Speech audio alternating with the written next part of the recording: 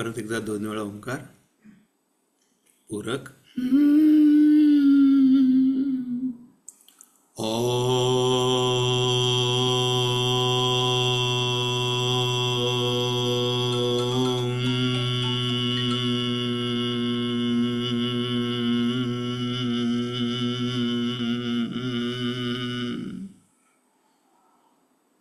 पूरक.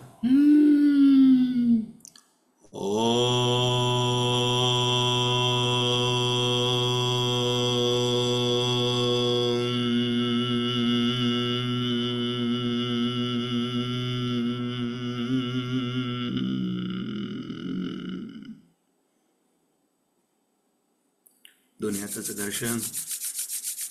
जी ऊर्जा आपण ओंकार साधनेच्या अभ्यासातून मिळवली त्या ऊर्जेचं संचलन पूर्ण शरीरभर करूया.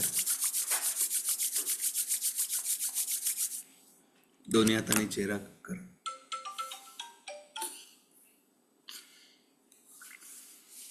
हरि ओम.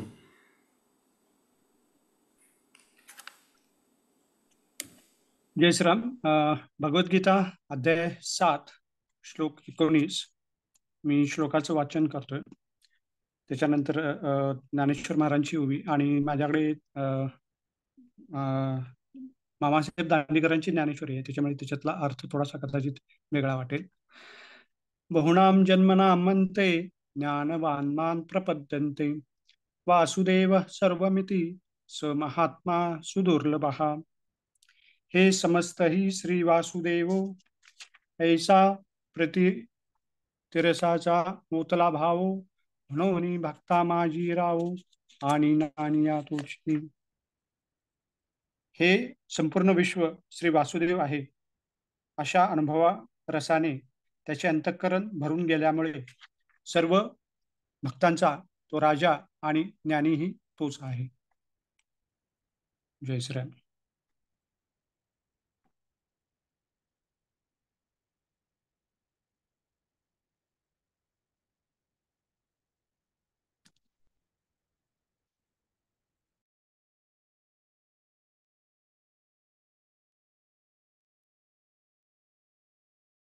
जय जय रघुवीर समर्थ.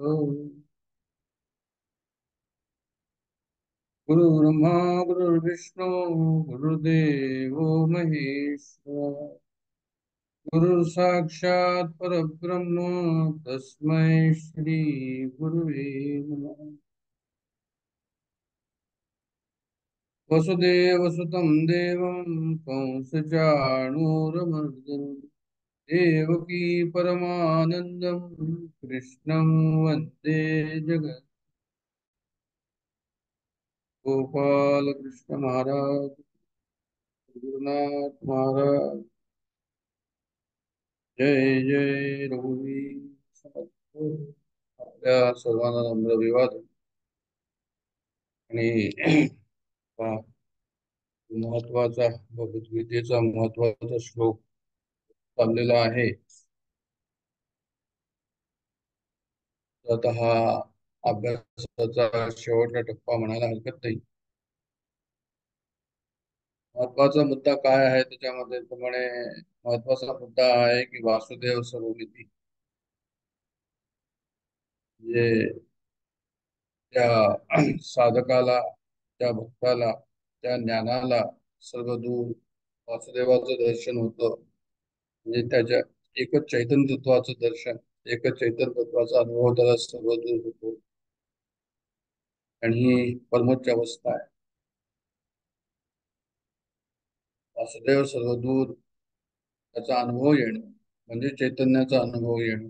चैतन्य सर्वदूर आहे हा सर्वश्रेष्ठ अनुभव आहे अध्यात्म. मागे बोललो होतो की रामकृष्णांना एकदा त्यांचे शिष्य गराळा घालून होते, ते त्यांनी एका शिष्याला विचारलं की तुला काय हवंय. शरदचंद्र म्हणून कोणी होतं, त्यांनी सांगितलं की मला तर जे आहे ते मी हा अनुभव द्या, मला सर्वदूर परमात्मा दिसे. ते म्हणाले की म्हणे अरे हा शेवटला अनुभव आहे. त्यावेळेस असं वातावरण होतं की म्हणजे तुम्ही काही मागावं आम्ही काही द्यावं अशा प्रकारचं ती हे होती वातावरण तिथे हो, त्यावेळेसची परिस्थिती. पण याने जेव्हा हे मागितलं तर म्हणाला हे तर खूप ही तर शेवटची अवस्था, हे कसं काय? पण तो म्हणाला की नाही मला हेच हवंय. पण मग असं त्यांच्या बायोग्राफीमध्ये आहे की शेवटी त्याला जे आहे तो त्याचा लाभ झाला. वासुदेव सर्वमिती त्याचं महात्म्य जे आहे ते अशा प्रकारचं आहे. ते सर्वदूर वासुदेव पाव. तर असंही आहे की आपल्या या 7व्या अध्यायामध्ये तिसरा चौथा श्लोक असा आहे की हजारो लोक जे आहे ते जगामध्ये आहे. त्या जगामध्ये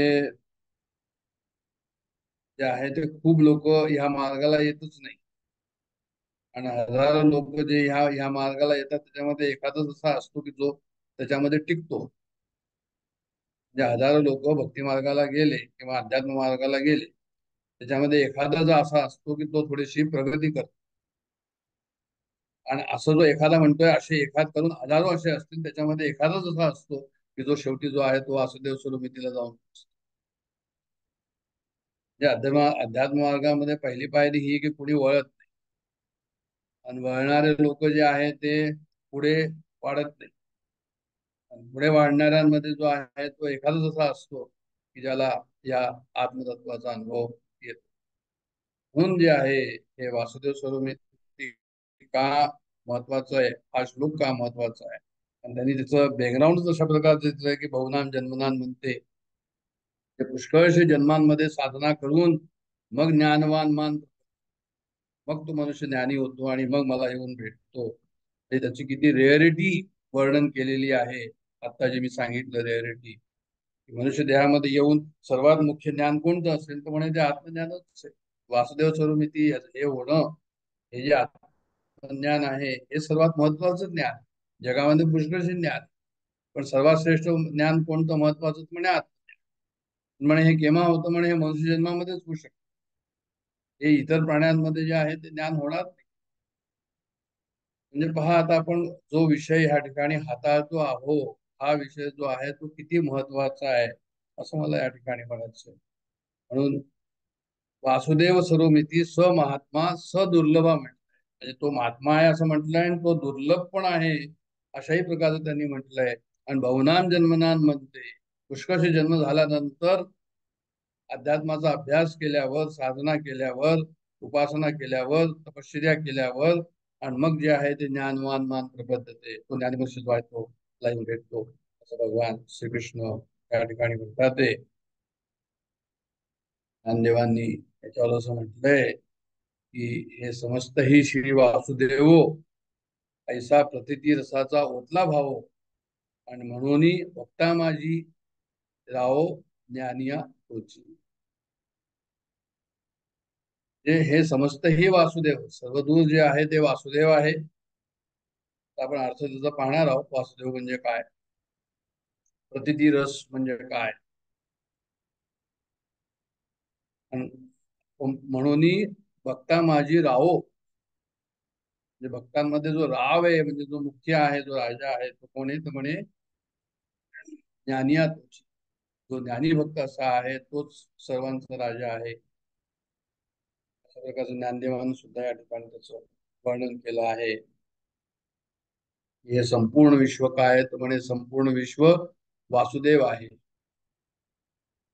हे संपूर्ण विश्व वासुदेव आहे.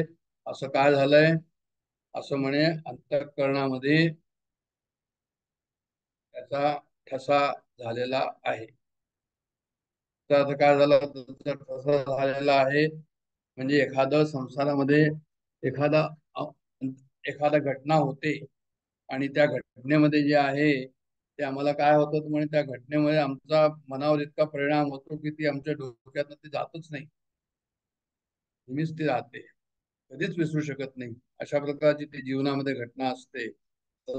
असं ते म्हणतात या ठिकाणी की ऐसा प्रतिती रसाचा ओतला भाव म्हणजे जे आहे ते त्याचा अंतःकरणामध्ये अनुभवाचा ठसा ओतला गेलेला आहे. तो जो आत्मत्वाचा रस आहे त्याच्याबद्दलचं वर्णन पुढे येईल. तो कसा आहे तर म्हणे तो जो आहे त्याचा अनुभवाचा ठसा ओतला गेलेला आहे. ऐसा प्रतीती रसाचा ओतला भाव दोन्ही भक्ता माझे ज्ञानी. पुढची आता आपण पाहिलं त्याच्याबद्दल की श्रेष्ठ कोण आहे तर म्हणे तोच आहे ज्याच्या अंतःकरणामध्ये हा ठसा ओतला गेलेला आहे. तोच जो आहे तो काय तर म्हणे तो श्रेष्ठ आहे. समस्त वासुदेव जे आहे सर्वदूर वासुदेव आहे अशी प्रतीती येणं ही चौथी भक्ती म्हणतात आणि ही सर्वोत्तम भक्ती म्हणतात. जे आपण पाहिले आर्थ अर्थार्थी जिज्ञासू आणि ज्ञानी भक्त जे आहे जे चौथे आहे ज्ञानी भक्त हे जे चौथे पुरुष आहे त्यांना जे लाभ होतो जो हा होतो की सर्वदूर परमेश्वर त्यांना त्यांच्या अनुभवात येतो आणि ही सर्वोत्तम भक्ती होय. तर सांगायचं तात्पर्य असो की एक सेकंड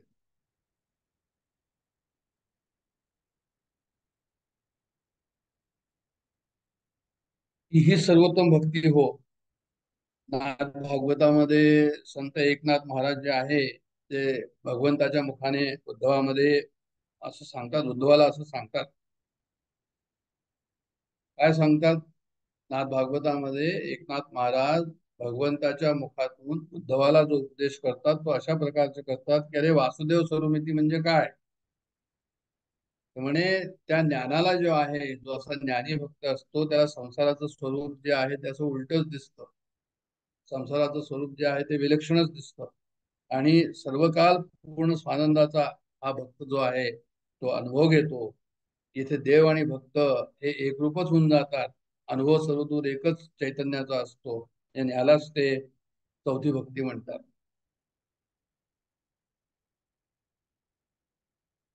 म्हणजे जो विभक्त नाही तो भक्त असं जे समर्थ म्हणतात तसंच या ठिकाणी आहे की भक्त आणि परमेश्वर एकरूप होतात असा तो अनुभव त्या ठिकाणी त्याला येतो आणि तो अनुभव सुद्धा जो आहे ऐक्य ऐक्य रसामध्ये ते लोक मग डुबून जातात. हे तूप थिजलं काय आणि तूप विरघळलं काय दोन्ही परिस्थिती एकच. जे भगवान भक्त वेगळे काय आणि भगवान भक्त एकरूप काय. राम आणि दास दोघे पहुडले रामी. राम आणि दास दोघे पहुडले रामी तेही बोलावया तुझा नुरे धामी. अशा प्रकारचं ऐक्यतत्व जे आहे त्या ठिकाणी ते ज्ञानी भक्ताचं होतं. ते जरी विश्वामध्ये राहतात विश्वामध्ये जगतात विश्वामध्ये कार्य करतात तरी पण वृक्ष असेल नदी असेल घट असेल त्याच्यामध्ये काय होतं तर म्हणे या सर्वांमध्ये त्यांना अखंड सत्तेचीच प्रचिती येते. परमात्मा स्वरूप आहे त्याचीच त्यांना प्रचिती येते. या प्रचितीचा कधी त्यांना निराश होत नाही. परमात्मा तत्वाचीच नेहमी त्यांना अनुभव येत राहतो आणि या सत्ते व्यतिरिक्त असणाऱ्या जर असं काही असेल की नामरूप आहे तो त्याचा निराश होतो. ते नामरूप सुद्धा भगवत स्वरूप होतं म्हणजे सर्व विश्वाचाच जणू काही निराश होतो आणि काय राहतो तुम्हाला फक्त परमेश्वरच राहतो. हे समजत हे वासुदेव हे प्रतिती रसाचा ओतला भाव अशा प्रकारचं जे आहे त्यांचं त्या ज्ञानाचं वर्णन या ठिकाणी केलेलं आहे की विश्व कसं आहे तर म्हणजे विश्व जे आहे ते परब्रह्मावर अध्यस्त स्वरूपानं विराजमान आहे. म्हणजे काय अध्यस्त स्वरूपाने विराजमान आहे म्हणजे जसं उदाहरण घेतलं की रज्जू सर्प ज्याला आपण म्हणतो जे आहे ते रश्शी आहे पण आम्हाला सर्प दिसतं संध्याकाळच्या अंधुक प्रकाशामध्ये तो सर्प नसतो तिथे पण दिसतो. म्हणजे ते तसंच हे आहे की रज्जू म्हणजे परब्रह्म आणि जग म्हणजे दिसणारा सर्प. असं परब्रह्म रूपामध्ये अध्यस्त स्वरूपानं जग आम्हाला या ठिकाणी दिसतं. विश्व हे परब्रह्मापासून भिन्न नाही. जो दिसणारा सर्प होता तो रज्जूपासून भिन्न नव्हताच पण आम्हाला नुसताच भास होता. जर आकाश निळं दिसतं आकाश निळं नसतंच पण ते निळं दिसतं. मग तो निळा रंग आकाशापासून वेगळा आहे का तो म्हणजे तो अध्यस्त आहे आकाशात. मृगजळ आम्हाला दिसतं. मृगजळामध्ये जो आहे तो एवढं मोठं मृगजळ दिसतं की खूप पाणीच पाणी आहे म्हणून पण एक सुद्धा मातीचा कण रेतीचा कण त्या ठिकाणी ओला होत नाही. याचा अर्थ काय झाला त्यामुळे जो आहे ते पाणी त्या ठिकाणी अध्यस्त आहे त्या जमिनीवर, महाजमिनीवर. विश्व हे परब्रह्मापासून भिन्न नाही हे सांगण्याकरता हे सर्व परत परत हे जे उदाहरण येणार आहे या ठिकाणी, की विश्व आणि परब्रह्म हे कसं आहे, तर म्हणे जे आहे हे एक अधिष्ठान एक अध्यस्त आहे, अशा प्रकारचं आहे. पण आहे सर्व एकच. जसं रज्जू आणि सर्प, सर्प नव्हताच तर मग एकच आहे. त्यात आम्हाला असं सांगतो, पंचदशी सुद्धा असं सांगतो, दृकदृश्य विवेक सुद्धा हे सांगतो की अस्तिभाती प्रियम रूपम नाम चैतन्य, रूपम नाम चैतन्य पंचकम आद्यत्रयम ब्रह्मरूपम जगत रूपम तत्वद्वयम. किंवा पंचदशी म्हणते की आद्यत्रयम ब्रह्मरूपम मायारूपम तत्वद्वयम. त्यांना सांगायचं असं आहे की अस्तिभाती प्रिय, नाम आणि रूप हे जे 5 तत्व आहे, आता आपल्याला सर्वांना माहितीच आहे, इतक्या वर्षापासून आपण अभ्यास करतो आहोत. ते हे शब्द आपल्या कानावरून गेलेले आहे की अस्तिभाती प्रिय म्हणजे काय. तर म्हणे पहिले 3 अस्तिभाती प्रिय हे परब्रह्माचं प्रत्यय दाखवतात, परब्रह्माचं स्वरूप दाखवतात. आणि नंतरचे नामरूप काय दाखवतं, नामरूप जे हे 2 प्रत्यय आहे हे विश्वाचं स्वरूप दाखवतात. विश्वाचं स्वरूप कसं आहे तर म्हणे कल्पित आहे. आणि अस्तिभाती प्रिय हे कसं आहे तर म्हणे हे परब्रह्माचे प्रत्यय आहे. परब्रह्म कसं आहे तर म्हणे ते अधिष्ठान आहे आणि ते सत्य आहे. दुसरे नामरूप कसे तर माया रूपम तत्वद्वयम, ते मायाचे रूप आहे, ते कल्पनेचं रूप आहे. तर अशा प्रकारचं परब्रह्माचा प्रत्यय आणि मायेचा प्रत्यय त्या ठिकाणी जे आहे हे दोन्ही आपण लक्षात ठेवायचं. आणि त्याप्रमाणे आपल्या अध्यात्माची वाटचाल हे, आता हे जर समजायचं आहे की वासुदेव सर्वमिती, तर हे सर्व आपल्याला जो आहे याचा कन्सेप्ट समजला पाहिजे. याचं म्हणजे प्रत्यक्ष आपल्या डोक्यांमध्ये जे आहे ते क्लिअर झालं पाहिजे की वासुदेव सर्वमिती म्हणजे वासुदेव सर्वदूर कसं आहे, भगवंत सर्वदूर कसं आहे. कारण लोक म्हणते आम्हाला तर काही माहित नाही का, तुम्ही असं म्हणताय, आम्ही आपलं ऐकून घेऊ, शास्त्र लिहिलंय म्हणून ऐकून घेऊ, गुरु म्हणतात म्हणून ऐकून घेऊ, संत म्हणतात म्हणून ऐकून घेऊ, पण आम्हाला त्याचा तसा काही अनुभव नाहीये. आणि असं एकदम समजण्यात येत नाही म्हणून त्याच्या जास्त मागे लागतही नाही आहे, होला हो चालतो. तर असं नाही. अध्यात्मामध्ये तुम्ही बसला आहात, तुम्ही सिरियस आहात, हे सर्व समजून घ्यावं लागेल आणि त्याचा अनुभव घ्यावा लागेल, तेव्हा जीवन सुखी होईल, आनंदात. मग आमचं जीवन कशा प्रकारचं आहे, म्हणे आमचं जीवन अशा प्रकारचं एक इच्छा झाली, ती इच्छा आम्ही जी आहे ते पूर्ण करतो. बऱ्याचशा इच्छा त्याच्यातून निर्माण होतात, मग त्याच्यापैकी परत एक इच्छा पूर्ण करतो, परत त्यातून इच्छा निर्माण होतात. आणि असं जे आहे ते ए पासून जाऊन झेड पर्यंत, म्हणजे जन्मापासून घेऊन मृत्यूपर्यंत जे आहे आमचं जीवन, आम्ही ह्यालाच जीवन असं म्हणतो. आणि ह्या जीवनामध्ये जो आहे आमचा असा काळ निघून जातो की मला भान सुद्धा राहत नाही. आणि असं वाटतं की अरे बा हे सर्व इतके दिवस निघून गेले, पण ते कसे गेले, ते असेच प्रत्यक्ष गेलेले आहे, वेगळं असं काही केलं नाही. आणि मग असं म्हणतात की तो आता आम्हाला जे आहे ते आता काय करायचं, जे पूर्ण सुख त्या ठिकाणी मिळालेलं नाही.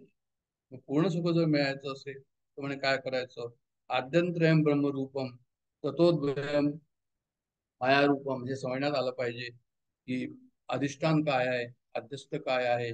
परब्रह्मावर जगाचं अध्यस्त आहे, परब्रह्म आहे. परब्रह्मावर जे आहे ते जग दिसत आहे. म्हणजे कसं आहे की म्हणजे ब्रह्म सत्यम जगन मिथ्या, म्हणजे ब्रह्म सत्य आहे, परमात्मा सत्य आहे. जग जे दिसतंय ते मिथ्या म्हणजे काय, परिवर्तनशील आहे. किंवा ज्याच्यातनं जे निघालं आहे ते त्याच्याशिवाय ते कसं राहील, म्हणून जे आहे ते सर्वच परब्रह्म स्वरूप आहे. अशा प्रकारचा एक कन्सेप्ट या ठिकाणी जो आहे अध्यात्माचा, तो पूर्ण या ठिकाणी करायचा, आपल्याला स्पष्ट करायचा आहे. क्लॅरिटी हवी त्याच्याबद्दल. पण क्लॅरिटी जोपर्यंत नसेल तोपर्यंत मग म्हणजे असंभावना म्हणतात, की जे आहे ते शंका येतच राहते. म्हणून ह्याच्याकरता आपण हा विषय या ठिकाणी आज घेतलेला आहे. रज्जू सर्पाचं मी उदाहरण दिलं की सर्पाची निर्मिती कधी झालीच नाही. काय निर्मिती झाली म्हणे, भास झाला, त्या भासाची निर्मिती. पण ती रज्जू शिवाय भास नाही झाला, म्हणजे परब्रह्माशिवाय जगाचा भास झाला नाही. रज्जू आहे म्हणून भास आहे, म्हणजे परब्रह्म आहे म्हणून जगाचा भास आहे. मग हा जो भास आहे हा कल्पित आहे, भासात्मक आहे, परिवर्तनशील आहे, हे आम्हाला समजून घ्यायचं आहे. हे कशाला समजायचं की वासुदेव सर्वमिती सर्वदूर भगवंताचा जर आम्हाला अनुभव घ्यायचा असेल ते समजून घ्यायला हवं. मृत्तिकेमधून घट होतो, मृत्तिकेमधून मातीमधून घट निर्माण होतो, मातीमधून घडा निर्माण होतो. घडाला स्वतःची सत्ता नसते, बिना मातीच्या घड बनत नाही. सुरई असो, रांजण असो, काही असो, पण म्हणे ते बिना मातीच्या बनत नाही. मग घट जेव्हा आम्ही म्हणतो तेव्हा मुख्य मातीचाच त्याला आधार असतो, मातीची सत्ता त्या ठिकाणी असते. मग घट काय तर म्हणजे डोळ्याला दिसणारे नामरूपात्मक भासात्मक असं आहे. घटाचे अधिष्ठान काय म्हणजे माती. माती सत्य आहे आणि घट कसा आहे म्हणे येणारा जाणार आहे. आज घट आहे उद्या नाहीये घट, पण माती म्हणे माती आहे. म्हणून श्रुती आम्हाला सांगते की वाचारंभणं विकारो नामधेयम मृत्तिका इति एवम सत्य. त्यामध्ये काय सत्य आहे म्हणे माती सत्य आहे, की माती होती घट झाला आणि घट फुटल्यानंतर परत मातीच राहिली. माती तिथेच आहे, मातीचं अधिष्ठान आहे. घट जे आहे ते काय म्हणे अध्यस्त आहे, त्याच्यावर जो आहे मातीवर तो घट आहे. तसंच परब्रह्मावर जग आहे. आता हे मी परत परत म्हणणार आहे की परब्रह्मावर जग आहे, कारण हे समजल्याशिवाय परब्रह्म समजण्यात येणार नाही. म्हणजे वासुदेव स्वरूपी हे समजण्यात येणार नाही की त्याचं कशा. समुद्र आहे, समुद्रावर जे आहे ते तरंग उत्पन्न झाले, लहरी उत्पन्न झाल्या, बुदबुदे उत्पन्न झाल्या, सुनामी आल्या आणि नंतर त्या गेल्या. पण बेसिक काय होतं तर म्हणजे बेसिक पाणीच होतं. पाणी अधिष्ठान आहे. तरंग, लहरी, बुदबुदे, सुनामी हे सर्व काय आहे म्हणे हे अध्यस्त आहे. म्हणे हे सर्व निर्माण झालेलं आहे. काही काळ ते निर्माण झालं आणि गेलं, पण मुख्य काय त्याच्यामध्ये पाणीच आहे. पाण्याशिवाय काही आणखी नाही. सोनं आहे, सोन्याचं जे आहे ते आभूषण आहे. सोनं आहे, आभूषण बनले, आभूषण बदलले, दुसरे आभूषण बनवले. सोनं तसंच आहे. तर तसंच आभूषण काय आहे म्हणजे आभूषण हे अध्यस्त आहे. सोनं काय म्हणजे अधिष्ठान आहे. मुख्य काय आहे तर म्हणजे सोनं आहे. आभूषण येणार जाणार आहे. तसं तसंच परब्रह्म जे आहे ते सोन्याच्या ठिकाणी ठेवा, आभूषणाच्या ठिकाणी जगाला ठेवा आणि अशा प्रकारे समजून घ्या की जे आहे ते परब्रह्म कशा प्रकारे, परब्रह्माची व्याप्ती या ठिकाणी कशा प्रकारे. हे जे आपण ह्या ठिकाणी म्हटलं की भाई वासुदेव सर्वमिती. आता वासुदेव म्हणजे परब्रह्म स्वरूप जे आपण म्हटलं की अधिष्ठान ज्याला आपण म्हणतो, तर हे सुद्धा श्री गुरु बेलसरांनी या ठिकाणी याच्याबद्दल असं लिहिलं आहे की त्याचा थोडा विचार केला आहे या श्लोकाच्या संदर्भाने. आणि त्यात त्यांनी असं लिहिलंय की आपण ह्या ठिकाणी एक ईश्वराची कल्पना या ठिकाणी मांडलेली आहे असं म्हणू या शास्त्राने. त्या ब्रह्माच्या ठिकाणी ईश्वराची संकल्पना मांडलेली आहे की ज्याच्यातनं सर्व सृष्टी निर्माण झाली आणि परत लय झाला, त्याला काय म्हणतात म्हणे त्याला ईश्वर. ही कल्पना त्यांनी आपल्या याच्यामध्ये समजवली आहे की कसे ईश्वर म्हणजे काय. ईश्वर म्हणजे ईश म्हणजे जो स्वामित्व गाजवतो त्याला ईश म्हणतात. ज्याची सत्ता आहे त्याला ईश म्हणतात. मग या सत्तेचं काय तर म्हणजे शंकराचार्यांनी असं म्हटलंय की या सत्तेचं दोन लक्षण. आम्ही पाहिलं की हे जे आहे ते ईश्वराने सर्व जग निर्माण केलेलं आहे. ईश्वर म्हणजे काय तर म्हणजे ईश्वर म्हणजे जो स्वामित्व आहे, ज्याचं जो सत्ता आहे, ज्याने सर्व जगाला उत्पन्न केलेलं आहे, ज्याच्यामध्ये सर्व जग उत्पन्न झालं, स्थित आहे आणि लय होणार. अशा ईश्वराची जी संकल्पना या ठिकाणी आहे ते म्हणजे त्याचे दोन लक्षण या ईश्वराचे असं शंकराचार्य म्हणतात की सतो सर्वज्ञ, स तू सर्वज्ञ. म्हणजे पहिलं लक्षण सांगितलं त्यांनी की सर्वज्ञ तो आहे. ईश्वर कसा आहे म्हणजे सर्वज्ञ, त्यांनी निर्माण केलं जग आणि सर्व शक्ती समन्वित. हे दुसरं त्यांनी सांगितलं तो शक्तिमान आहे. म्हणजे काय झालं, सर्वज्ञ म्हणजे सर्व ज्ञान त्याला आहे आणि सर्व शक्ती समन्वित म्हणजे सर्व शक्ती त्याच्यामध्ये आहे. म्हणजे त्याच्याकडे सत्ताही आहे, ज्ञानी आहे असं त्यांना म्हणायचं, शक्ती पण आहे. पण प्रश्न उत्पन्न होतो आता या ईश्वराला जे आहे ते तो सामर्थ्य आपलं कोणावर गाजवेल. तो शिव आहे, तो ईश्वर आहे, तो सामर्थ्य कोणावर गाजवेल. तर मग म्हणजे तो जीवावर म्हणून त्यांनी जीवाला उत्पन्न केलं. शिवानी जीवाला उत्पन्न केलं. शिवापासून जीव उत्पन्न झाला. म्हणजे त्याचं जे सर्वज्ञपण आहे, त्याचं जे सर्व शक्ती समन्वितपणा आहे, सर्व शक्ती आहे ते जीवामध्ये आहे. म्हणजे जीवामध्ये सुद्धा तो अंश आहेच. जीवामध्ये जो आहे तो जीव त्याच्यापेक्षा वेगळा नाही. जीव ब्रह्मेव नापर. कोणावर सामर्थ्य गाजवायचं तर म्हणजे त्यांनी जीवावर सामर्थ्य गाजवायचं, म्हणून त्यांनी मग सृष्टी निर्माण केली. पण आता हा जो ईश्वर आहे ज्यांनी सर्व सृष्टी निर्माण केली आणि तो जीवावर जो आहे तो सामर्थ्य गाजवतो, हा कोणी व्यक्ती आहे का.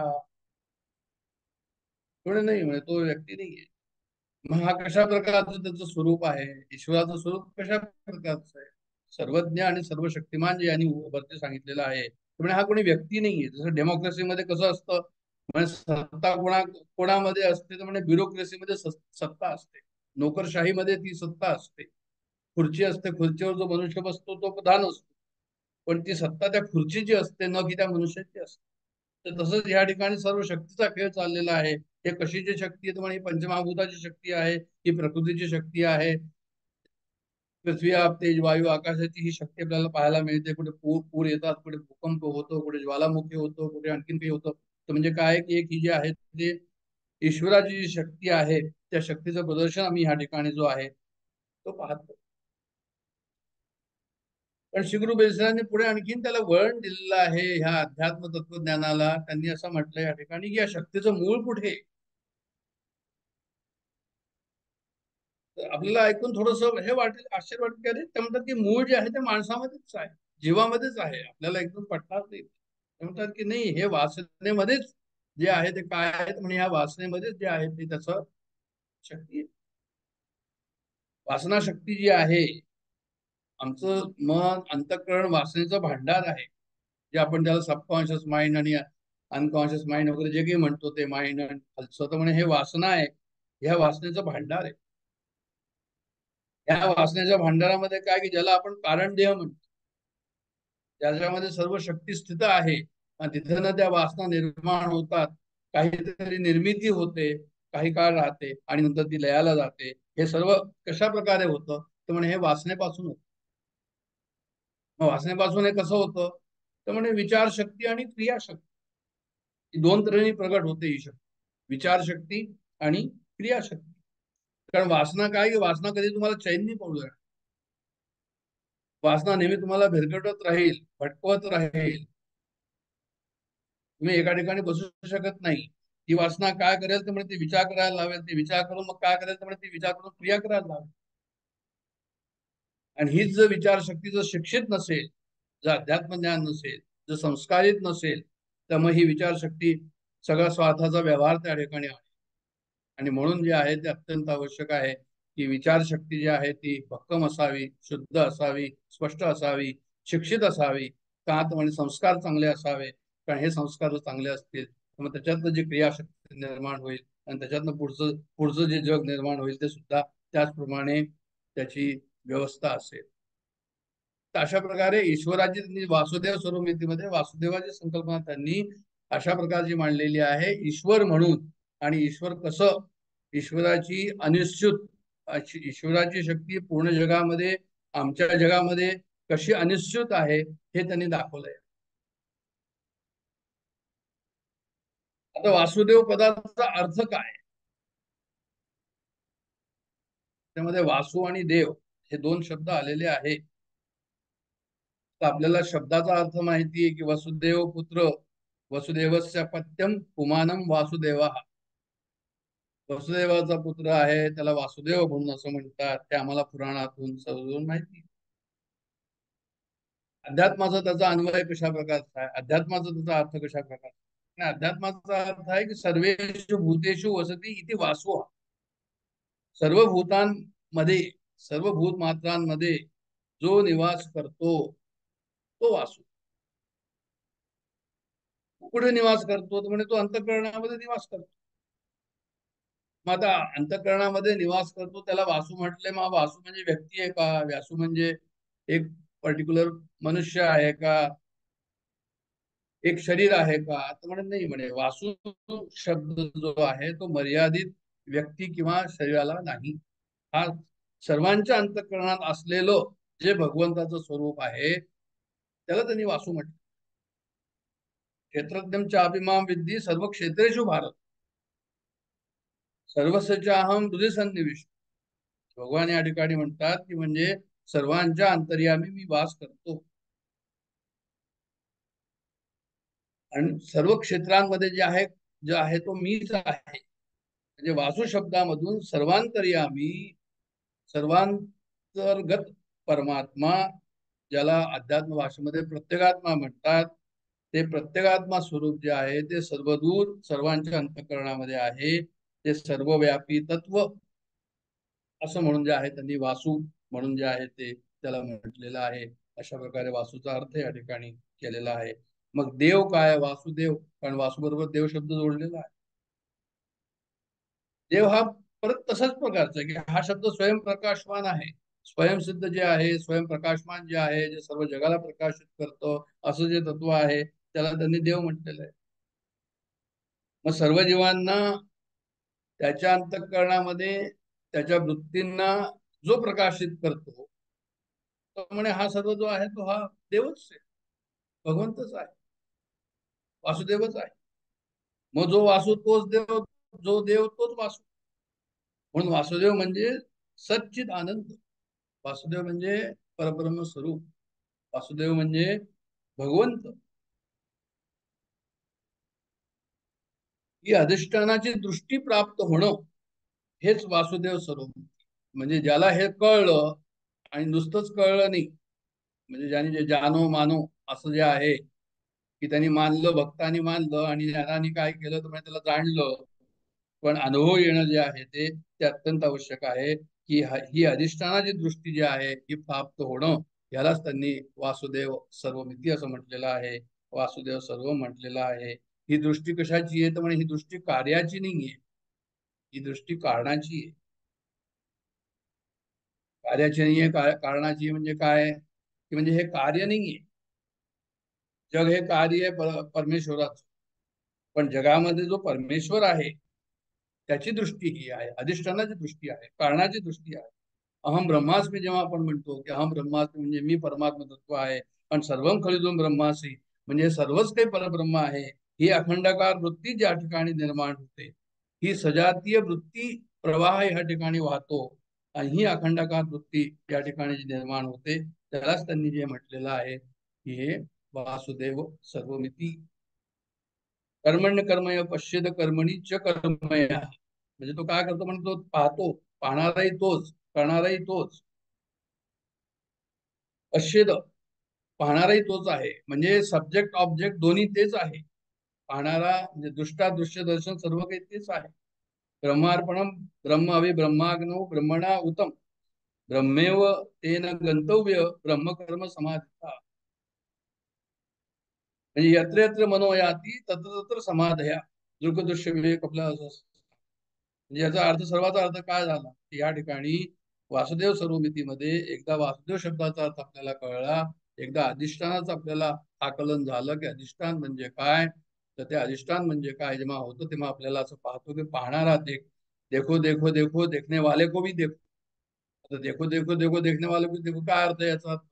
याचा अर्थ हा आहे की मी जे तुम्ही पाहता आहात, मी पाहतो आहो, मी समजतो आहो, मी ऐकतो आहो, मला समजलं, मला नाही समजलं, हे सर्व आपण जे म्हणतो आहो तिथपर्यंत ठीक आहे, पण जो म्हणतोय असं की मला समजलं मला नाही समजलं तो काय आहे, उसको देखो, त्याची फोड करा.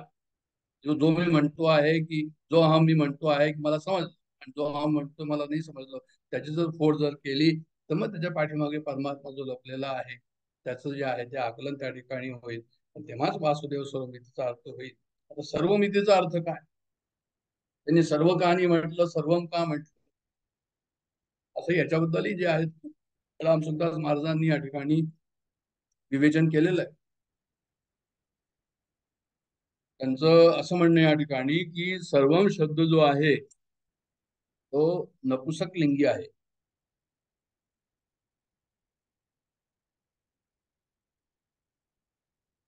त्यामध्ये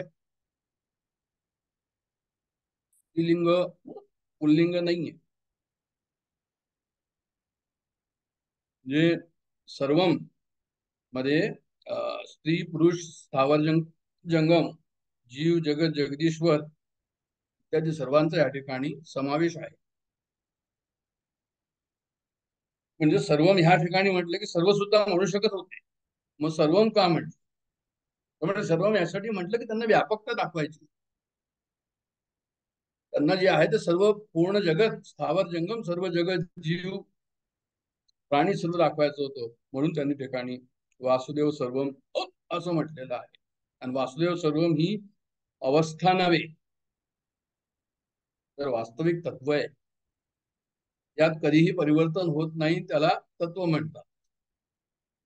मग वासुदेव सर्वम ही जे आहे हे काय आहे तर म्हणजे हे तत्व आहे, ही अवस्था नाहीये. एखादा जर सर्वदूर भगवंत दिसू लागला तर ती त्याची अवस्था म्हणून होत नाही.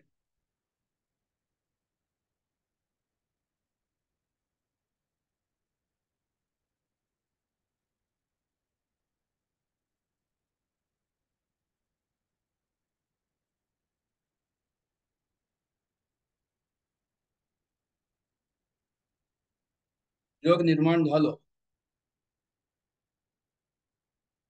भगवंतच अनेक रूपात प्रगट झाले. एकोहम बहुश्या प्रजाये, जगामध्ये भगवंत प्रगट झाले, जगाचा प्रलय झाला. शिष्य ते शेष संज्ञ, म्हणजे शेवटी काय राहिलं? भगवंतच राहिले. आदी अंती एक भगवानच. मग जर आधी जर भगवंत आहे, नंतर जर मध्ये भगवंत असेल, नंतर सर्व प्रलय झाल्यानंतर जर भगवंत असेल, तर मग मध्ये कोण असणार? मध्ये दुसरा कसा असू शकेल? जो आरंभी आणि शेवटी असतो तोच मध्यातही असला पाहिजे. सोने आणि दागिने, परत सोनं, माती आणि भांडी, आणि परत माती, साखरेची खेळणी, खेळणी आणि साखर, भगवानाचा संसार आणि परत भगवान. अर्थ काय? अर्थ हे वासुदेव सर्वमिती, सर्वदूर भगवंतच आहे, वेगळं काही नाही. मग आम्हाला का कळत नाही? आम्हाला का कळत नाही? कारण आमची दृष्टी कुठे आहे?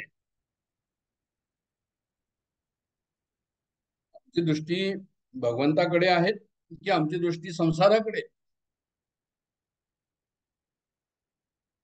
जोपर्यंत संसारातून भोग घेण्याची आमची बुद्धी जात नाही, तोपर्यंत संसाराच्या पदार्थातून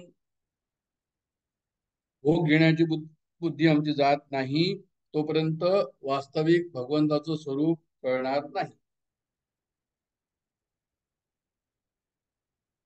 आणि तोपर्यंत जे आहे ते वासुदेव सर्वमिती हे या ठिकाणी कळणार नाही. वासुदेव सर्वमिती. आता जसं श्लोक हा आहे की प्रतिती रसाचा ओतला भाव हे समजतही वासुदेव,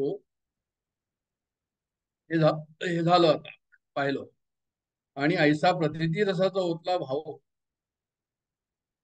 प्रतिती रसाने अंतःकरण भरलं म्हणजे काय झालं? त्यामुळे येथे या अनुभव जो आहे, ह्या अनुभवाला त्यांनी रस म्हटलं. आता रस आपल्याला माहिती आहे. रस म्हणजे काय? द्रव पदार्थाला आम्ही रस म्हणतो, जे पातळ आहे. पण हा द्रव नाही असं भाष्यकार म्हणतात.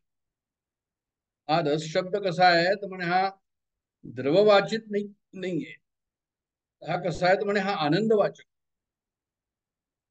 ब्रह्मरस म्हणजे ब्रह्मानंद, ब्रह्मरस म्हणजे ब्रह्मानंद. तर ही प्रतिती रसाचा ओतला भाव म्हणजे ही प्रतिती आनंद स्वरूप आहे. रस जरी द्रव स्वरूप असला तरी ही प्रतिती आनंद स्वरूप आहे. म्हणजे परमात्मा आनंद स्वरूप आहे. म्हणजे त्या ठिकाणी जर आम्ही अनुभव घेतला, जर आम्हाला प्रत्यक्ष अनुभव, परोक्ष अनुभव त्या ठिकाणी आला, तर तो अनुभव कसा असेल? त्यामुळे तो आनंद स्वरूपाचा अनुभव असेल. ज्ञानेश्वर महाराज म्हणतात की मग म्हणे सर्वत्र सच्चिदानंदू, मीची एकच होता हा सिद्धू, जो आपणे न सी भेदू नेणून जाणे. एकच होणं, सर्वत्र सच्चिदानंदू. ते म्हणतात की हे एक एक काय सांगावे, जया त्रैलोक्याची आघवे, मी ऐसे स्वभावे बोधात. हे मीच आहे सर्व, असं त्यांना बोध झाला. ही प्रतिती केवळ ज्ञानी भक्तालाच होते. इतर भक्तांना असते, पण ते सामान्यत असते. मी आहे आणि देव आहे अशा प्रकारची त्यांना भक्ती असते. पण ज्ञानी कसा असतो? म्हणजे ज्ञानी हा प्रतितीने युक्त असतो, त्यालाच ते ज्ञानी. म्हणून आपण या विश्व देखीजे आणि आपण विश्वची होईजे, ऐसे साम्यची एक उपासीजे पांडव असं ज्ञानेश्वरी मध्ये म्हणतात. मी थांबणार आहे लवकरच 2 मिनिटांमध्ये, कारण की उचकीचा थोडा त्रास होतोय. हे विश्वची माझे घर ऐशी प्रति जयाची स्थिर किंबहुना चराचर आपणची. ज्ञानेश्वर महाराज म्हणतात की हा जो आत्मा आहे, जो कोणी आहे, ज्यांना त्यांना सांगितलं ना रेड्याकडनं वेद त्यांनी बदवले, त्यांनी रेड्याकडे म्हणून म्हटलं की हा आत्मा जो आहे तो वेगळी आहे असा नाही, असं ते म्हणतात. म्हणजे ईशावास्यमिदं सर्वं यत्किंचितं जगत्यां जगत, जे सर्वदूर काय आहे तर म्हणे तो आत्मतत्वच आहे, ते मी आहे. आणि असा जो भक्त आहे तो सामान्य नाहीये. म्हणूनही भक्ता माझी राहो. सर्व लोकांमध्ये राजा श्रेष्ठ असतो. राजा त्या पृथ्वीवर राजापेक्षा कोणी श्रेष्ठ श्रेष्ठ नाही. आता ह्या कंट्रीमध्ये सर्वात श्रेष्ठ कोणतं म्हणे राजा. तर तसंच या ठिकाणी काय आहे म्हणे हा जो ज्ञानी पुरुष आहे, जो वासुदेव सर्वमिती, जो वासुदेव सर्वदूर पाहतो, तर ते म्हणतात की हा भक्ता माझी राहो. त्याच्यापेक्षा आणखी श्रेष्ठता नाहीये, याच्या पुढे जाता येणार नाही. आता शेवटला एक मुद्दा मी या ठिकाणी मांडतो आणि थांबतो, की वासुदेव सर्वमिती समजण्याचे कसं समजायचं. त्यामुळे पहिला तरीका हा आहे की व्यतिरेक साधन. म्हणजे व्यतिरेक साधन म्हणजे हा देह मी नाही, हे मनोबुद्धी अहंकार चित्तानी नाहम, संसाराचा अभाव करून संसार नाही, परमात्माच आहे. मग याच्यामध्ये काय तर म्हणे विवेकाची प्रधानता आहे, त्याच्यामध्ये जाणण्याची प्रधानता आहे. हा ज्ञानमार्ग आहे. ब्रह्मसत्यम जगन मिथ्याचा हा मार्ग आहे. तर व्यतिरेक साधना याला आपण हे मी नाही, हे मी नाही, हे मी नाही, हे मी नाही, अशा प्रकारे. दुसरा मार्ग काय वासुदेव सर्वमिती समजण्याचा. पण दुसरा मार्ग आहे की सर्व काही भगवंतच आहे. म्हणजे सर्वम खलुदून ब्रह्मासु, भगवंताशिवाय दुसरं काहीच नाही. सत्ता फक्त त्याचीच. मग याच्यामध्ये काय आहे, त्याच्यामध्ये भावाची प्रधानता आहे. याच्यामध्ये मानणं, श्रद्धा, विश्वास, भक्ती, हा भक्ती मार्ग आहे. आणि याच्यामध्ये जे आहे ते त्यांनी सांगितलं की सर्वदूर काय आहे, सर्वदूर भगवंतच आहे, भगवंताशिवाय दुसरा कोणी नाही. त्याचा अर्थ काय झाला की दोन झाले, व्यतिरेक साधना आणि अन्वय साधना. ज्यांना संसाराचं विशेष आकर्षण आहे त्यांनी व्यतिरेकाची साधना करावी. आम्हा सर्वांना संसाराचं आकर्षण आहे, हे हवं, ते हवं, ते हवं, ते हवं, अशा प्रकारचं नेहमीच आमचं काही ना काहीतरी प्रोजेक्ट चालत राहतात की आज हे करायचं, आज हे करायला हवं, आज हे संपवायचं. याची डेडलाईन, ही त्याची डेडलाईन. त्यामुळे त्याच्याकरता व्यतिरेक साधना जास्त उपयुक्त आहे.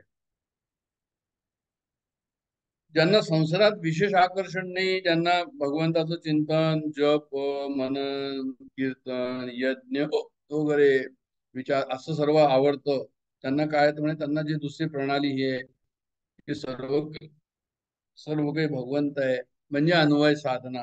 त्यांनी अन्वय साधना करावी. खरं ज्ञान काय आहे म्हणजे परमात्म्याला जाणायचं, म्हणजे ते तुम्ही माना किंवा जाणा परमात्म्याला, तर ते ज्ञान.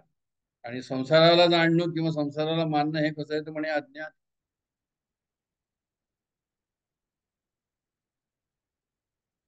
सर्वदूर भगवंत आहे कसं तर म्हणे मयी सर्वविधम प्रोतम सूत्रे मणी गणा इव. 7व्या अध्यायाचा 7वा श्लोक जो आपण पाहिलेला आहे की सुताची माळे, पण सुताच्या माळेमध्ये सुताच्याच गाठी आहे. तत्वदृष्टीने काय तुम्ही व्यवहार दृष्टीने पाहिलं तर सर्व सुतच आहे. मग त्या सुताला काय त्याच्यामध्ये म्हणे माळी पण माळ पण आहे ती सुताची, आणि गाठी पण आहे म्हणजे मणी पण आहे सुताच्या.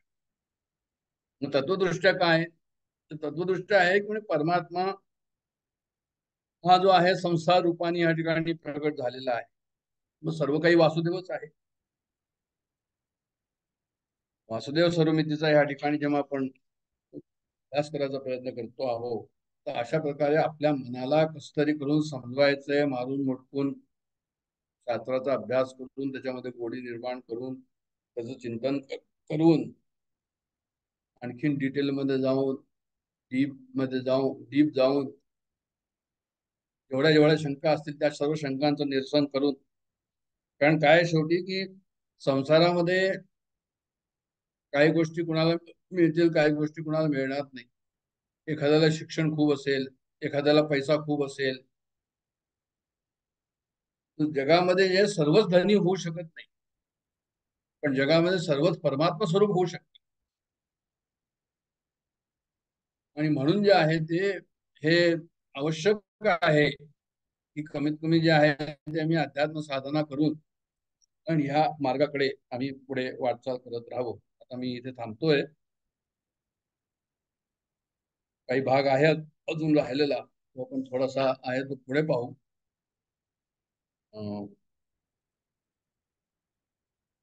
थोडंसं जे आहे ते बोलायला ह्या ठिकाणी त्रास होतो म्हणून थांबतो, एवढंच. जय जय रघुवीर समर्थ.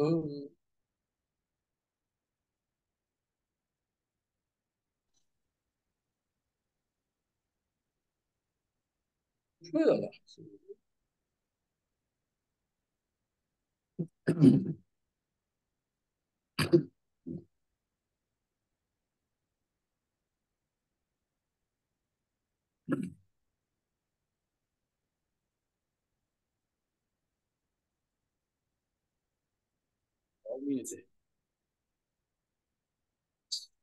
हरि ओम तत्सत.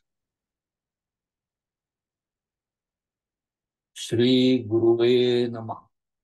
सद्गुरुवे नमः. ब्रह्मानंदं परमसुखदं केवलं ज्ञानमूर्तिं द्वन्द्वातीतं गगनसदृशं तत्त्वम् अस्यादिलक्ष्यम् एकं नित्यं विमलम् अचलं सर्वधी साक्षिभूतं भावातीतं त्रिगुणरहितं सद्गुरुं तं नमामि.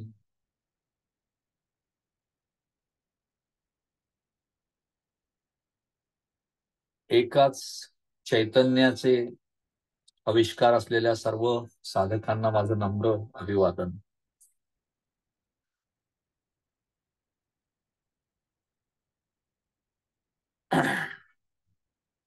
आपण आत्मषटकाच्या आता शेवटच्या टप्प्यापर्यंत आलेलो आहोत. षटक म्हणजे 6 आणि आपली 5 कडवी संपलेली आहेत विचार करून, चिंतन करून. आणि आता 6व्या कडव्याचा आपण विचार करतो आहोत, चिंतन करतो आहोत. हे शेवटचं कडवं काय आहे तर आपण दरवेळी म्हणतो त्याप्रमाणे अहम निर्विकल्पो निराकार रूप विभुर्व्याप्य सर्वत्र सर्वेंद्रियाणां सदा मे समत्वं न मुक्तिर्न बंधा चिदानंद रूप शिवोहम शिवोहम.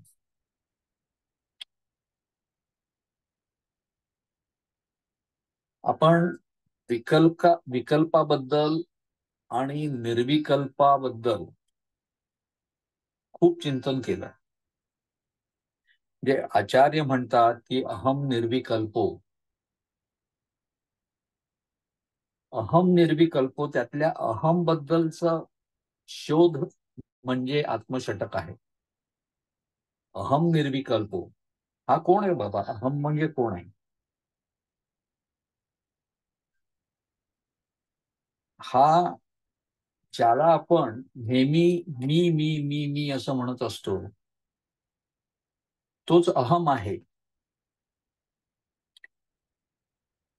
आणि आपल्याला कधी असं वाटतं का मी नाहीये म्हणून? नाही वाटत.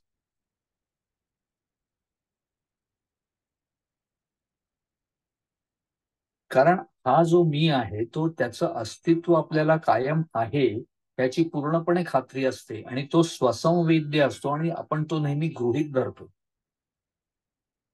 अहम अहम कारयती इति अहंकार, अशी अहंकार या शब्दाची व्युत्पत्ती आहे. मी मी म्हणून बोलणारा जो अहम आहे तो कसा आहे? आचार्य म्हणतात तो निर्विकल्प आहे. त्याला कुठलाही पर्याय नाही, त्याला विकल्प नाही. तो निराकार आहे, विभू आहे, एकमेवा द्वितीय आहे. अशी सगळी ब्रह्माची विशेषणं आचार्य आपल्याला सांगतायत.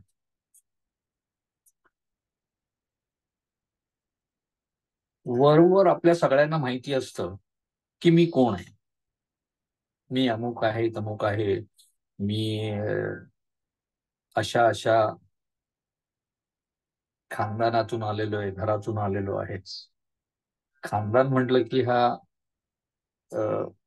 हिंदी चित्रपट सृष्टीतला फार आवडता शब्द आहे की हम एक इस खानदान से है. म्हणजे आपल्याला सगळ्या मी असं असं शिकलेलो आहे, मी असा बुद्धिमान आहे, मी असं असं करतो, मी ज्ञानेश्वरीचे पारायण करतो, असा मी आहे. मी दासबोध अभ्यास वर्गामध्ये गेली 30 वर्ष आहे, असा मी आहे. अशी मीची आपण व्याख्या करून घेतो आणि असा मी आहे अशी ही सगळी विशेषणं लावून आपण ह्या उपाध्यांनाच चिकटून बसतो आणि ते म्हणजेच मी असं आपल्याला वाटायला लागतं.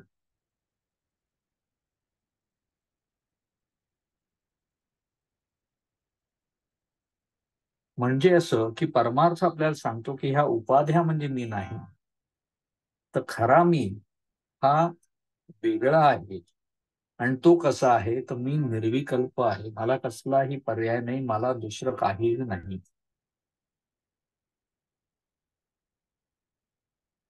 म्हणजे जे आत्ता सांगितलं डॉक्टरांनी तसंच, किंवा पहिल्या 5 कडव्यात जसं सांगितलेलं आहे, मन बुद्धी चित्त अहंकार नाही, मी ज्ञानेंद्रिय नाही, राग द्वेष सुख दुःख नाही, मला माता पिता म्हणजे मी नाही, असं हे जे नेती नेतीने सगळं जे सांगितलेलं आहे, न इति किंवा इदम न मम, ज्यावेळी स्वाहा म्हणून आपण इदम न मम असं यज्ञामध्ये करतात आहुती देताना, तसं इदम न मम त्याचा स्वाहा करून टाकायचा. तसं या उपाध्यांना सगळं संपवायचं आहे.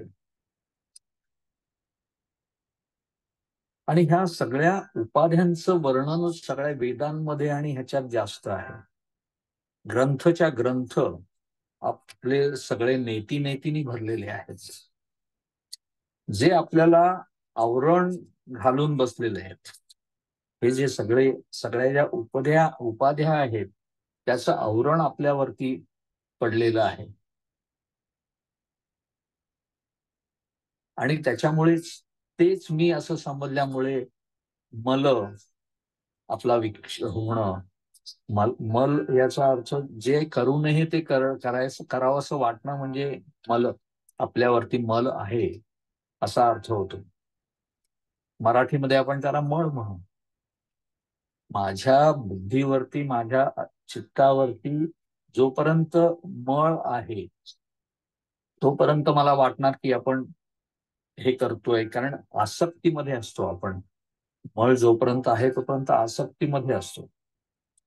वेगवेगळ्या विषयाची आसक्ती, विषयासक्त असतो आपण. नेतीमध्ये हे मी नाही असं म्हणण्यामध्ये एक प्रकारची वैराग्याची भावना आहे. हे मी नाही असं म्हटल्यानंतर त्याच्यापासून दूर जाता येतं. आणि त्याच्यामुळेच विक्षेप आला आणि ह्या सगळ्या गोष्टींचं, ह्या उपाध्यांचं आवरण आपल्यावरती इतकं घट्ट बसलेलं आहे की त्याच्यामुळे ह्याचं धोकं आपल्याला खूप आहे. आणि त्यामुळे यथार्थ मीच ज्ञान आपल्याला होत नाही.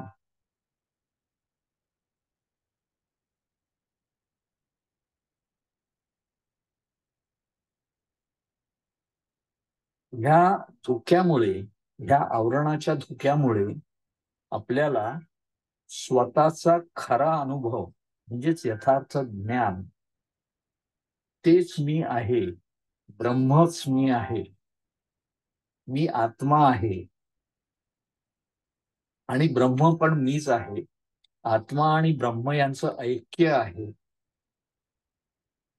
असा अनुभव येत नाही.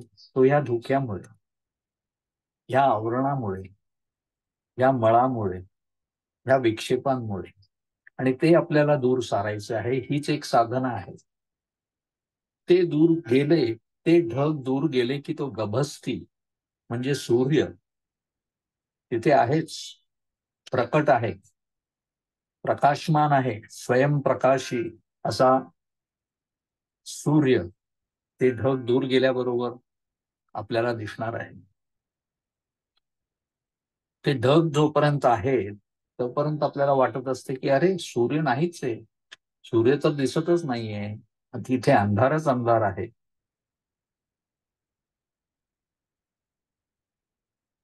त्यामुळे खरा मी कोण आहे याचा जो अनुभव आहे, आत्मज्ञान होणं, हे फार दुरापास्त होतं ते त्याच्यामुळे. आणि म्हणूनच वासुदेवम सर्वमिती असा महात्मा सुदुर्लभ हा असं म्हटलेलं जे आहे ते त्याच्यामुळेच.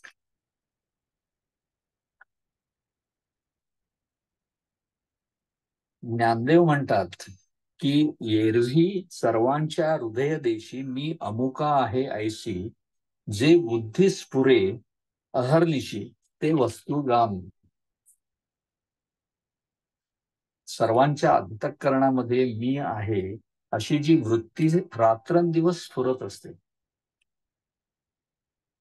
कधी कोणी विचारलं अगदी रात्री झोपेमध्ये हलवून, अरे तू काय, तुला लक्षात नाही का तुला जायचंय, तू उठला नाहीस अजून, असं जर म्हटलं तरी सुद्धा लगेच मी हा आपसुकच जागृत होतो आणि जागृत असतो आणि आपल्याला मी आहे हे सांगायला लागत नाही.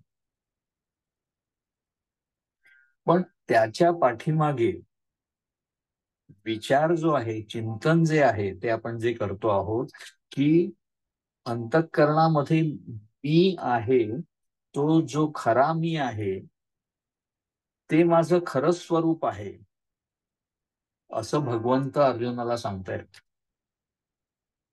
ते वस्तुगामी. याचा अर्थ असा की प्रत्येक उठणाऱ्या उर्मीच्या मागे खरा मी म्हणजे आत्मा, भगवंत किंवा ब्रह्म, पुरुषोत्तम हा दडलेला आहे. जो कृष्ण आहे तोच आत्मा आहे, तोच ब्रह्म आहे, तोच पुरुषोत्तम आहे. जे चैतन्य आहे, सर्वम खल्विदम ब्रह्म किंवा सच्चिदानंद म्हणजेच अस्तिभाती प्रिय, सत, चित आणि आनंद. अनेक ग्रंथ वाचताना काही काही वेळा काय होतं, आपल्याला गोंधळल्यासारखं होतं, साधक गोंधळून जातो, कारण मार्ग तर खूप आहे. आत्ताच्या या सोशल मीडियामुळे इतके साधू संत आणि प्रत्येकाचे विचार आणि ह्याच्या की सावळा गोंधळ सगळा झालेला आहे. आणि त्यांनी अपरिपक्व साधक जो असतो त्या साधकाचा गोंधळ होऊ शकतो. काही वेळा परस्पर विरोधी विचार ज्यावेळी आपल्या समोर मांडले जातात त्यावेळी हा विचार खरा की तो विचार खरा असा अपरिपक्व साधकाला विचार पडू शकतो. आपण कुठल्या मार्गाने जायचं? आपल्याला तर साध्यापर्यंत जायचं आहे. साध्य सगळ्यांचं जणू काही एकच आहे असं वाटतं. आत्मा, आत्मशोध, आत्मज्ञान होणं, म्हणजेच मी कोण आहे, मी खरा कोण आहे याचा शोध घेणं, हेच सगळ्यांचं साध्य आहे. पण प्रत्येक जण तो वेगवेगळा मार्ग सांगतायत. एखाद्या शिखरावरती जायचं असेल तर त्या शिखरावरती वरती जाऊन जे काही देऊळ आहे, ते देऊळ आहे तिथे आपल्याला जायचं आहे. ते शिखर आपल्याला गाठायचं आहे, शिखराचा वरती जायचं आहे. पण त्या शिखरावरती जाणारा एक उत्तरेकडनं मार्ग आहे, एक दक्षिणेकडनं मार्ग आहे, एक पूर्वेकडनं आहे, एक पश्चिमेकडनं आहे. अरे, कोणीतरी म्हणतं आपण विहंगम जाऊया, म्हणजे जसा बर्ड जातो किंवा हेलिकॉप्टरनी आपण त्या शिखरावर जाऊया, असे अनेक मार्ग आहेत. ज्ञानेश्वर माऊली म्हणते की जैसा प्रकटलिया गभस्ती, गभस्ती म्हणजे सूर्य, जैसा प्रगटलिया गभस्ती अशेषही मार्ग दिसती. खूप मार्ग दिसतात, तरी तेतुलेही काय चाल जती. सांग मध्ये म्हणजे हे काय सगळे मार्ग मी चालायला जातो, चालायला जायचं का? माझं तर अल्प जीवन आहे. हे मार्ग मी सगळे मार्ग जर चोखाळायला गेलो तर मी कुठेच पोचणार नाही. म्हणून परमार्थातील साध्यापर्यंत पोटायचे अनेक वाटा जरी असल्या तरी आपण कुठल्या मार्गाने जायचं हे ठरवायला पाहिजे. संत साधकाला सूचना करतात की एकाच वाटेचा तू निर्णय कर. आपल्या गुरुनी आपल्याला काय सांगितलं हे बघा, सर्वच वाटा चोखाळायचा आग्रह धरू नका. एक निर्णय जर झाला असेल तर विषय समजून घेऊन अनुभवापर्यंत जाण्याचा आवाका आणि काळ हा मर्यादित होतो. सगळंच जर चोखाळ्याला गेलं तर गोंधळ होऊ शकतो आणि आपल्या काळ काम वेग या गणिताप्रमाणे आपल्याला काहीच साध्य होत नाही आणि भटकंती खूप होते. इकडे जाऊ का, इधर जाऊ या उधर जाऊ, अशी परिस्थिती होते.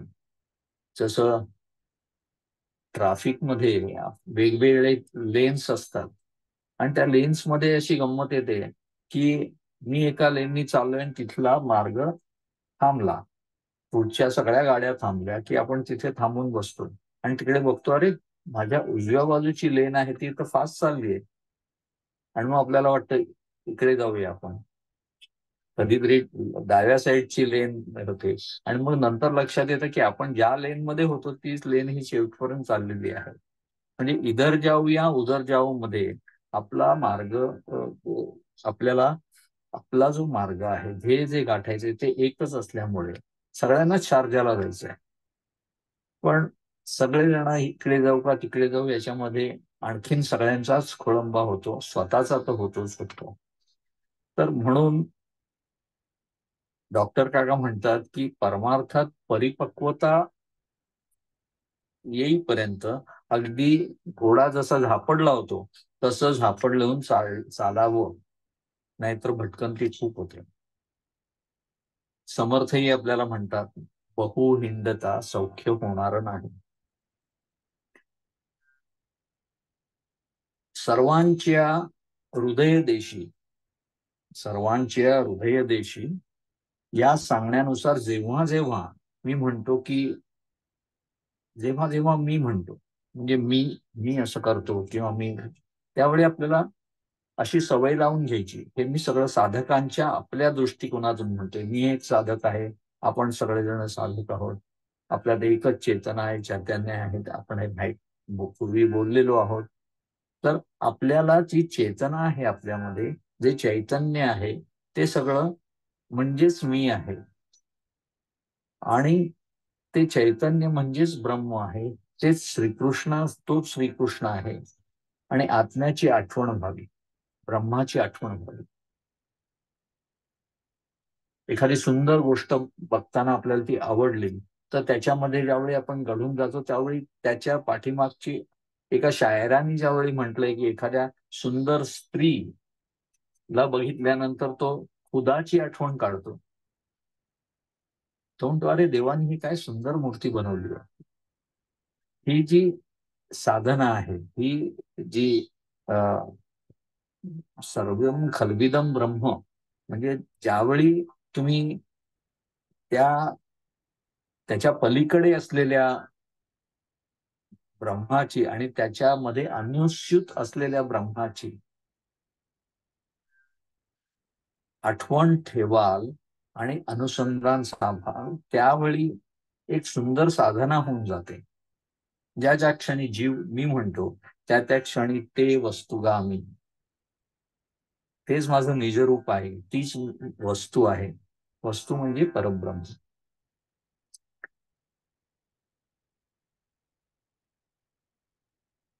ज्यावेळी साध्यापर्यंत जाण्यासाठी केलेली पूर्वतयारी जी असते, म्हणजेच त्याचं आयोजन नियोजन, त्याच दृष्टीने विचारांची बांधणी, म्हणजे आपल्या रोजच्या जीवनामधलं हे अनुसंधान कसं टिकवायचं त्यालाच अनुसंधान म्हणतात. त्याचं आयोजन नियोजन आणि त्याच दृष्टीने विचारांची बांधणी जी केलेली असेल त्याला अनुसंधान म्हणायचं.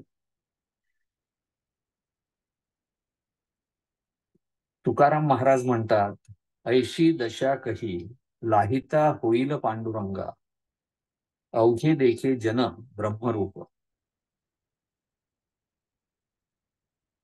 सगळे जन आहे, सगळं आजूबाजूचं जे पडलेलं आहे चराचर आहे, चर आणि अचर.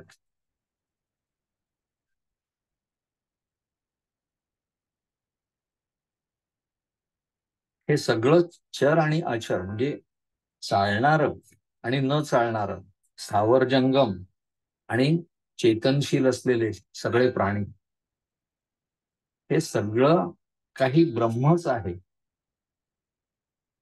खरं म्हटलं तर ब्रह्माशिवाय दुसरं इथे काहीच नाही. त्या चैतन्यामुळे आपल्याला हे सगळे भास होत आहेत आणि हे सगळं जग दिसतंय. ज्या काही 5 भ्रांत्या सांगितलेल्या आहेत की देहादी जगत, डॉक्टर म्हणतात जगत ही भ्रांती असं म्हणताना नेहमी आपण म्हणावं की देहादी जगत, म्हणजे पुष्कळ वेळा काय होतं, आपण हे नाहीये ते नाहीये असं लांबचं जे असतं ते आपण म्हणतो नाही ते बरोबर नाहीये, ते नाही. अरे पण आपण स्वतःजवळ आलो आणि आपल्या जवळचं कुटुंब आणि त्याच्यानंतर पुढे आपला देह, ह्या सगळ्याचा जर विचार केला तर हा देह पण नाही, ह्याची आठवण राहावी म्हणून भ्रांत्यांचा विचार करताना देहादी जगत ही एक भ्रांती आहे. तर देहादी जगत काय आहे, तर रज्जू आणि सर्प उदाहरणातला सर्प आहे. हा सर्प म्हणजे तो खरा नाहीच, फक्त रज्जूच खरा आहे. आणि हा सर्प आपल्याला दिसतो आहे, मग त्याला काय करायचं, तर त्याला बाधित करायचं आहे. देहादी जगत ही एक भ्रांती आहे. त्याचा पक्का निर्णय झालेला असेल तर आपल्याला ते जगत आणि आपला देह त्रास देणार नाही, किंवा त्रास दिला तरी तो त्रास वाटणार नाही. कर्तृत्व भोक्तृत्व आणि दातृत्व भ्रांती आहे. मी करतो, अरे नाही तुम्ही थांबा, तुम्हाला ते जमणार नाही, मी करतो. अरे मी करतो कोण आहे? हा जो मी करतो म्हणताना राम करतो असं जर मनात ठेवलं आणि तुम्ही अगदी नीट व्यवस्थित सगळं केलं तरी सुद्धा त्याचं श्रेय आणखीन न घेता ते मी केलेलं नाही, ते माझ्या हातून झालं, ही भावना जर ठेवली तर खरोखरच ते अनुभवाने आपल्या सगळ्यांना माहिती आहे, सगळ्या साधकांना माहिती आहे की ते सुखदायक आहे. आणि एका आयुष्याच्या टप्प्यावरती आपल्याला कळतं की आपण हे केलं होतं, ते केलं, मी असा झालो, मी पास झालो, आणि हे सगळं आपल्याला लक्षात येतं आयुष्याच्या टप्प्यावरती की अरे खरंच यातलं मी काही ठरवलं नव्हतं, मी काही केलेलं नाही, हे सगळं होऊन गेलं. कसं झालं, काय झालं मला माहिती नाही. तर ही कर्तृत्व भोक्तृत्व ही भ्रांती, ही पण सोडून द्यायची आहे, किंवा त्याचा विचार करायचा आहे, त्याच्या पाठीमागची भावना जागृत ठेवायची की राम करता आहे. राम करता आहे म्हटल्यानंतर पावसी यश कीर्ती प्रताप असं म्हटलेलं आहे समर्थांनी. नंतर संघभ्रांती आहे. एकमेवा द्वितीय असं असताना सुद्धा मी कसा आहे, तर मी ब्रह्म आहे, मी आत्मा आहे असं म्हटल्यानंतर ते जे ब्रह्म आहे तेच सगळीकडे आहे. आणि ते सगळीकडे म्हटल्यानंतर मला कुणाचंही खरं बघायला गेलं तर संघ नाहीये, तो आणि ती, ते पलीकडचे असं काही उरतच नाही. सगळंच सर्वम खलविदम ब्रह्म होऊन जातं, वासुदेवम सर्वमिती असं होऊन जातं. आणि हे संघभ्रांती जी आहे, त्या संघभ्रांतीमुळे खूप प्रॉब्लेम होतात. अरे तो शेजारचा काय म्हणेल, तो शेजारचा आहे त्याला अरे खूप मस्त त्याची गाडी आहे, माझ्याकडे, मला तेवढे पैसे नाहीत माझ्याकडे ती तशी गाडी घ्यायला. तो बघ कसा मस्त राहतो. बायको नवऱ्याला सांगते की अरे त्यांनी बघा नवीन फ्रीज घेतलाय आणि आपला आपला डब्बा पडलाय डबडा. असं संग निसंग झाल्यानंतर ह्या सगळे जे त्रासदायक प्रकार असतात ते जाऊ शकतात. आणि मुख्य म्हणजे संघ भ्रांती ज्यावेळी सुटते त्यावेळी एकाग्रता, म्हणजे तुम्ही एकच आहात आणि तुम्ही ज्या विषयावरती, तुम्ही जो विषय घेताय त्या विषयावरती पूर्णपणे तो मीच आहे ह्या भावनेने त्याच्याशी एकाग्र होता येतो.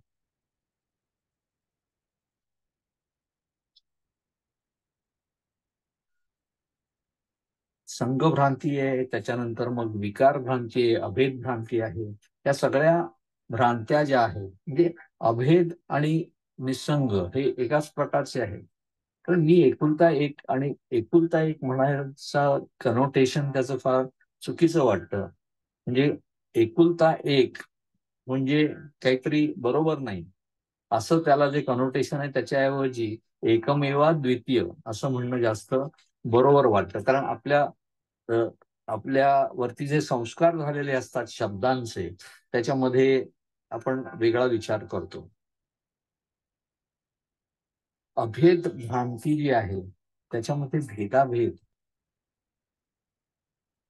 वैष्णवांचा धर्म, भेदाभेद भ्रम, वैष्णवांचा धर्म, विष्णुमय जग म्हणजेच वासुदेवम सर्वमिती, विष्णुमय जग, वैष्णवांचा धर्म, भेदाभेद भ्रम अमंगळ असं तुकाराम महाराज म्हणतात. तर ह्या ह्या सगळ्यासाठी ह्या अनुसंधान सारखं राहायचं.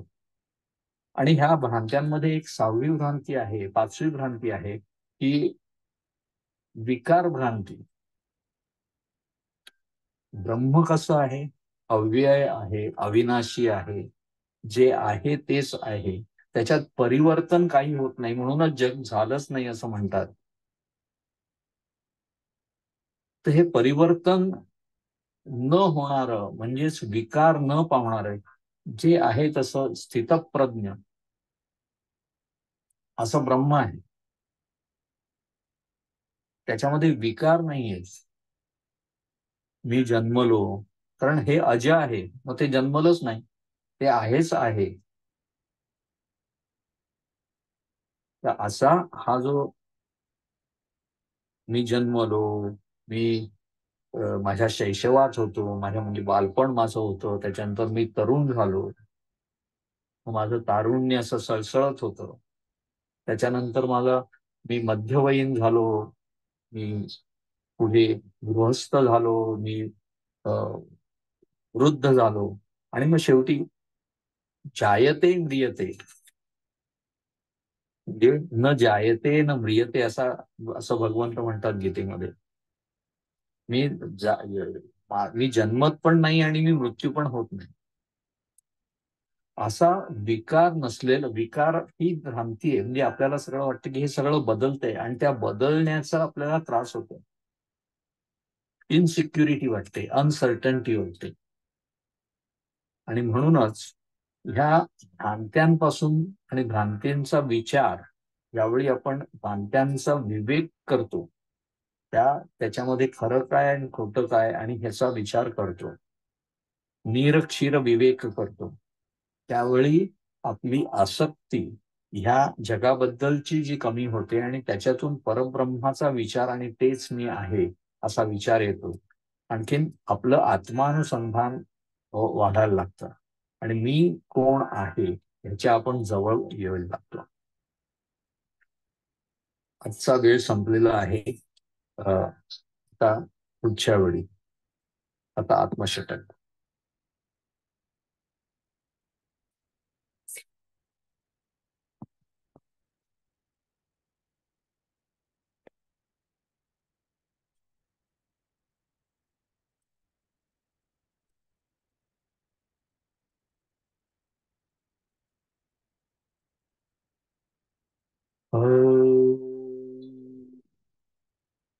मनोबुद्धि अहंकार चित्तानि नाहं, न चक्षुत्र जिह्वे न च घ्राणनेत्रे, न च व्योमभूमिर्न तेजो न वायु, चिदानन्दरूप शिवोऽहं शिवोऽहम्। न च प्राणसंज्ञो न वै पञ्चवायु, न वा सप्तधातुर्न वा पञ्चकोशः, न वा पाणिपादौ न चोपस्थपायु, चिदानन्दरूप शिवोऽहं शिवोऽहम्। न मे द्वेषरागो न मे लोभमोहौ, मदो नैव मे नैव मात्सर्यभावः, न धर्मो न चार्थो न कामो न मोक्षः, चिदानन्दरूप शिवोऽहं शिवोऽहम्। न पुण्यं न पापं न सौख्यं न दुःखं, न मन्त्रो न तीर्थं न वेदा न यज्ञाः, अहं भोजनं नैव भोज्यं न भोक्ता, चिदानन्दरूप शिवोऽहं शिवोऽहम्। न मे मृत्युशङ्का न मे जातिभेदा, पिता नैव मे नैव माता न जन्म, न बन्धुर्न मित्रं गुरुर्नैव शिष्यः, चिदानन्दरूप शिवोऽहं शिवोऽहम्। अहं निर्विकल्पो निराकार रूपो, विभुर्व्याप्य सर्वत्र सर्वेन्द्रियाणां, सदा मे समत्वं न मुक्तिर्न बन्धा, चिदानन्दरूप शिवोऽहं शिवोऽहम्।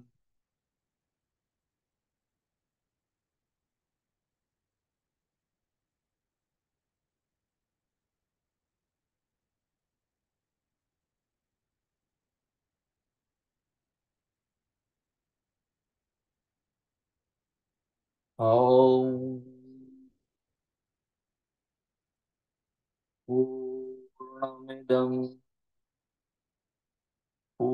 पूर्णमदं पूर्णात् पूर्णमुदच्यते